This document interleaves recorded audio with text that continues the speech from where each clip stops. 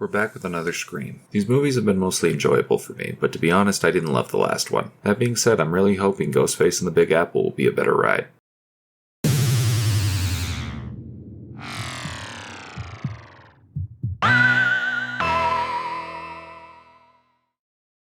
Scream 6 takes place shortly after the last film. Most of our surviving crew has moved to New York in order to go to college, and Jenna Ortega's character specifically seems to be living her best life. She seems to have moved on from the murders that she was involved with, and is just trying to enjoy college. However, her older sister hasn't moved on, and is still very overprotective of her little sister. She even went as far to move to New York to keep an eye on her. Bit much, but it turns out to be a good idea because Ghostface murders start happening again.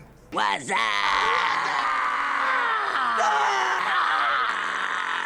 I'm happy to say that I like this movie better than Scream 5. Everything is bigger, but still manages to stay faithful to that trademark meta cheese Scream is known for. We have some laughs, surface-level social commentary, and great kills. What more could I want out of my Scream movie? What more do you want from me?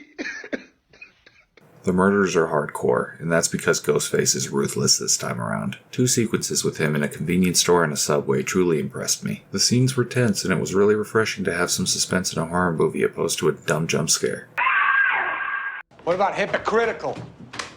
Ghostface was far and away the highlight for me, but the cast was great also. Jenna Ortega and Melissa Barrera being the standouts. Their dynamic is great, and I really enjoyed watching them bounce off each other. God, I'm screaming the praises of Scream 6. The story must be good too, right? I must have loved it with how much I loved everything else. Well, love is a strong word.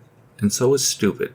And a lot of stupid things happen in this narrative, to the point where it feels unbelievable, or even parody of all things. I was willing to go along with it, but I could totally see some people checking out on this one, due to the absurdity. That's kind of what Scream is though, isn't it? I feel like the critiques of Scream can also be used as its praise. Yes, it's over the top, overly self-aware and cheesy. You have arrived what the Scream franchise would call the point. It's all a matter of how much you're willing to go along with the ride, and I felt the movie took me on an enjoyable one. Hugely flawed, but enjoyable. I didn't expect to say this, but I'm actually recommending the 6th entry in the Scream franchise. Just know what you're getting into. This is probably the hardest Scream has ever leaned on its tropes, so if that sounds bad, stay clear.